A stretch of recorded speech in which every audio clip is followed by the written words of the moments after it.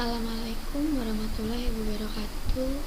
Selamat pagi Pak Doni, selamat pagi teman-teman semua. Perkenalkan, nama saya Putri Eka Maulinda Bumai. NIM saya 2180301012. Lalu ada dua partner saya, yang pertama Amber Pujian Jamaluddin Putri dengan NIM 2180301004 dan Pak Jeja Febriani 2180301011. Di sini kami akan menjelaskan atau mempresentasikan hasil dari tugas kami, yaitu tentang risiko. Yang pertama, pengertian dari risiko. Menurut Bank Indonesia PBI nomor 5-8-PBI-2003, risiko adalah potensi kerugian akibat terjadinya suatu peristiwa tertentu. Risiko menurut Kamus Besar Bahasa Indonesia atau KBBI adalah akibat yang kurang menyenangkan, merugikan, membahayakan dari suatu perbuatan atau tindakan. Menurut Herman Darmawi, risiko adalah suatu hasil atau outcome yang berbeda dari yang diharapkan. Menurut Hanafi, risiko adalah bahaya, akibat atau konsekuensi yang dapat terjadi akibat sebuah proses yang sedang berlangsung atau kejadian yang akan datang. Lalu yang selanjutnya ada tipe-tipe risiko. Yang pertama, pure risk. Pure risk itu risiko di mana kemungkinan kerugiannya ada, tapi kemungkinan keuntungannya tidak ada. Jadi tidak untung dan tidak rugi. Lalu yang selanjutnya ada strategi risk. Strategi itu adalah risiko yang muncul ketika strategi dari perusahaan menjadi tidak efektif. Akhirnya perusahaan mengalami kesulitan dalam mencapai tujuannya. Permasalahan seperti ini bisa saja muncul ketika adanya perubahan teknologi, adanya kompetitor baru yang cukup kuat, perubahan pada permintaan pasar, atau perubahan yang memiliki dampak yang besar. Yang selanjutnya ada compliance risk. Risiko ini dapat dikatakan risiko yang muncul dari luar atau eksternal.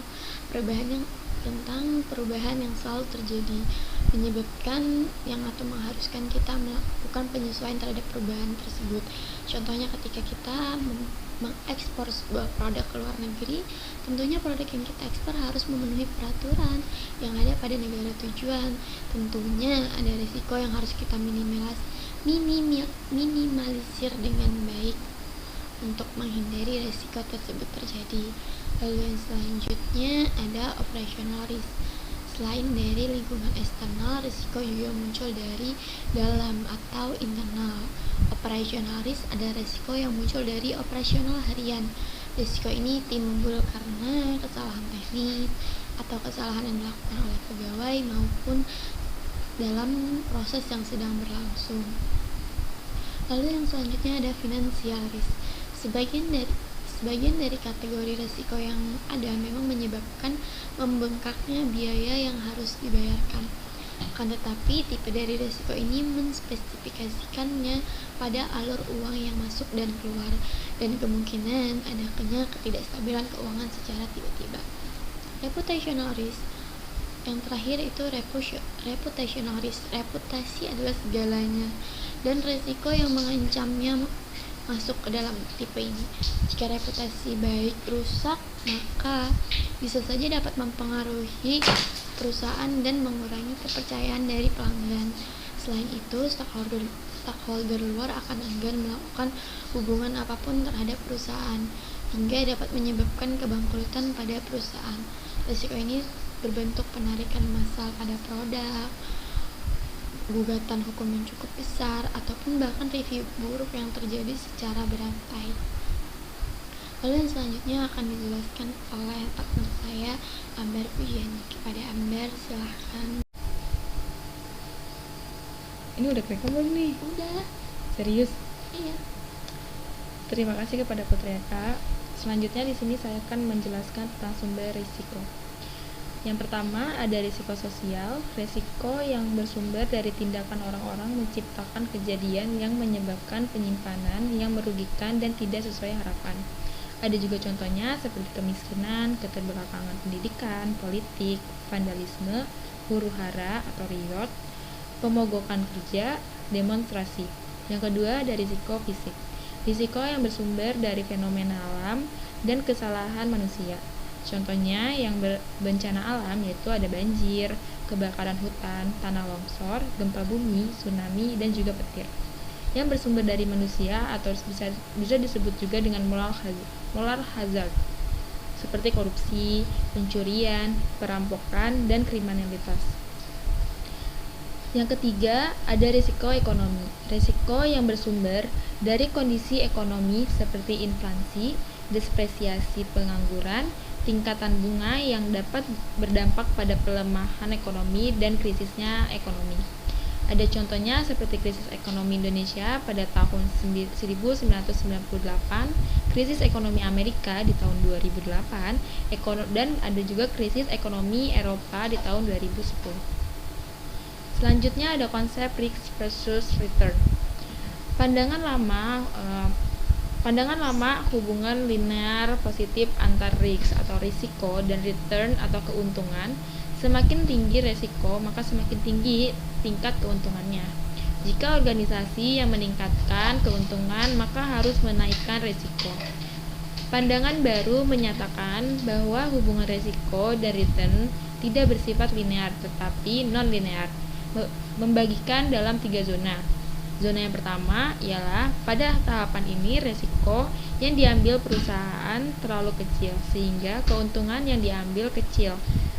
Perusahaan masih dapat menaikkan risiko untuk meningkatkan keuntungannya. Pengelolaan risiko seperti ini disebut belum juga normal. Yang kedua ada pada zona ini pengembangan risiko tidak banyak meningkatkan keuntungan. Pada tahap ini risiko sudah tahap optimal. Zona yang ketiga, di tahap ini penambahan risiko akan mengakibatkan penurunan keuntungan. Pada tahap ini, risiko yang berlebihan, excessive risk, akan merugikan perusahaan.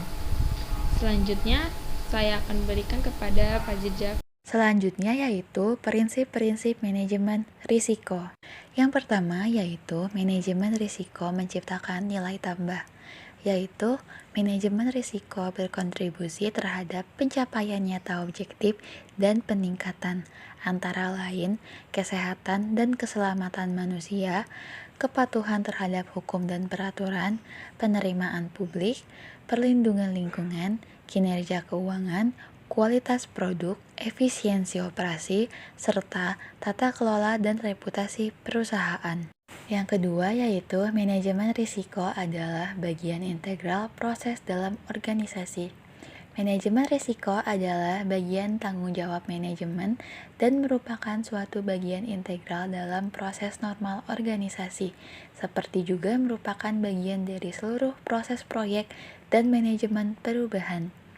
Manajemen risiko bukanlah merupakan aktivitas yang berdiri sendiri, yang terpisah dari aktivitas-aktivitas utama dan proses dalam organisasi. Yang ketiga yaitu manajemen risiko adalah bagian dari pengambilan keputusan. Manajemen risiko membantu pengambilan keputusan, mengambil keputusan dengan informasi yang cukup. Manajemen risiko dapat membantu memprioritaskan tindakan dan membedakan berbagai pilihan alternatif tindakan. Pada akhirnya, manajemen risiko dapat membantu memutuskan apakah suatu risiko dapat diterima atau apakah suatu penanganan risiko telah memadai dan efektif. Yang keempat yaitu manajemen risiko secara eksplisit menangani ketidakpastian. Manajemen risiko menangani aspek-aspek ketidakpastian dalam pengambilan keputusan, sifat alami dari ketidakpastian itu, dan bagaimana cara menanganinya. Yang kelima yaitu manajemen risiko bersifat sistematis, terstruktur, dan tepat waktu. Suatu pendekatan sistematis, tepat waktu, dan terstruktur terhadap manajemen risiko memiliki kontribusi terhadap efisiensi dan hasil yang konsisten, dapat dibandingkan, serta andal. Yang keenam yaitu manajemen risiko berdasarkan informasi terbaik yang tersedia. Masukan untuk proses pengelolaan risiko didasarkan oleh sumber informasi seperti pengalaman, umpan balik, pengamatan, perakiraan, dan pertimbangan faktor. Meskipun demikian, pengambilan keputusan harus terinformasi dan harus mempertimbangkan segala keterbatasan data atau model yang digunakan atau kemungkinan perbedaan pendapat antara pakar. Yang ketujuh yaitu manajemen risiko dibuat sesuai kebutuhan. Manajemen risiko diselaraskan dengan konteks eksternal dan internal organisasi serta profil risikonya. Yang kedelapan yaitu manajemen risiko memperhitungkan faktor manusia dan budaya.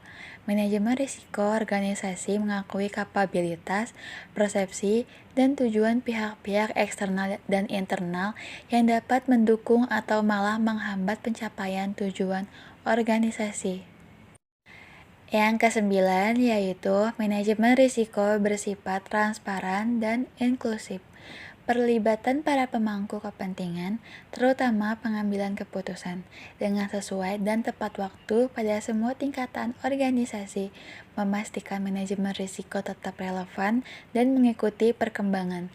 Pelibatan ini juga memungkinkan pemangku kepentingan untuk cukup terwakili dan diperhitungkan sudut pandangnya dalam menentukan kriteria risiko. Yang ke-10 yaitu manajemen risiko bersifat dinamis, iteratif, dan responsif terhadap perubahan. Seiring dengan timbulnya peristiwa internal dan eksternal, perubahan konteks dan pengetahuan, serta diterapkannya pemantauan dan peninjauan, risiko-risiko baru bermunculan, sedangkan yang ada bisa berubah atau hilang. Karenanya, suatu organisasi harus memastikan bahwa manajemen risiko terus-menerus memantau dan menanggapi perubahan. Yang terakhir yaitu manajemen risiko memfasilitasi perbaikan dan pengembangan berkelanjutan organisasi. Organisasi harus mengembangkan dan mengimplementasikan strategi untuk memperbaiki kematangan manajemen risiko mereka bersama aspek-aspek lain dalam organisasi mereka. Selanjutnya yaitu proses manajemen risiko. Proses manajemen risiko terdiri atas 3 proses utama, yaitu penetapan konteks, penilaian risiko, dan penanganan risiko. Yang pertama yaitu penetapan konteks manajemen risiko. Penetapan konteks manajemen risiko bertujuan untuk mengidentifikasi serta mengungkapkan sasaran organisasi, lingkungan di mana sasaran hendak dicapai, stakeholders yang berkepentingan, dan keberagaman kriteria risiko. Hal-hal tersebut akan membantu untuk mengungkapkan dan menilai sifat dan kompleksitas dari risiko. Penetapan konteks manajemen risiko erat kaitannya dengan melakukan penetapan tujuan, strategi, ruang lingkup, dan parameter-parameter lain yang berhubungan dengan proses pengelolaan risiko suatu perusahaan. Proses ini menunjukkan kaitan atau hubungan antara permasalahan hal yang akan dikelola risikonya dengan lingkungan perusahaan. Proses manajemen risiko dan ukuran atau kriteria risiko yang hendak dijadikan standar. Yang kedua yaitu penilaian resiko.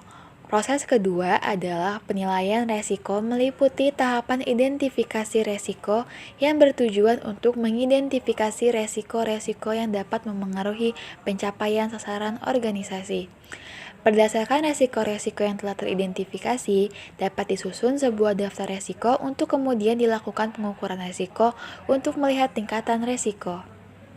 Proses pengukuran resiko berupa analisis resiko yang bertujuan untuk menganalisis kemungkinan dan dampak dari resiko yang telah diidentifikasi.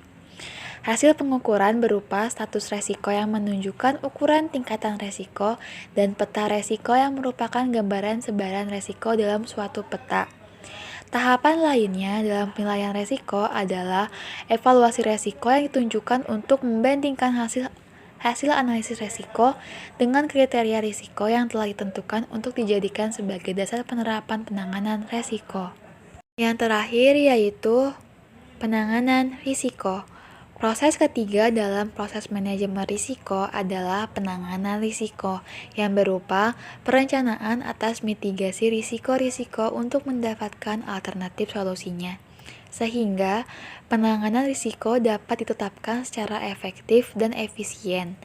Beberapa alternatif penanganan risiko yang dapat diambil antara lain yang bertujuan untuk menghindari risiko, memitigasi risiko untuk mengurangi kemungkinan atau dampak, mentransfer risiko kepada pihak ketiga, dan menerima risiko.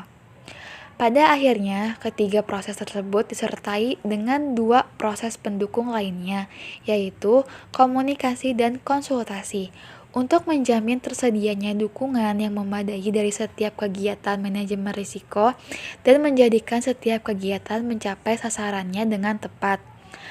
Proses lainnya adalah monitoring dan review yang bertujuan untuk memastikan bahwa implementasi manajemen risiko berjalan sesuai dengan perencanaan, serta sebagai dasar untuk melakukan perbaikan secara berkala terhadap proses manajemen risiko. Sekian dari kelompok kami, mohon maaf bila ada kesalahan dari pembuatan video ini. Wassalamualaikum warahmatullahi wabarakatuh.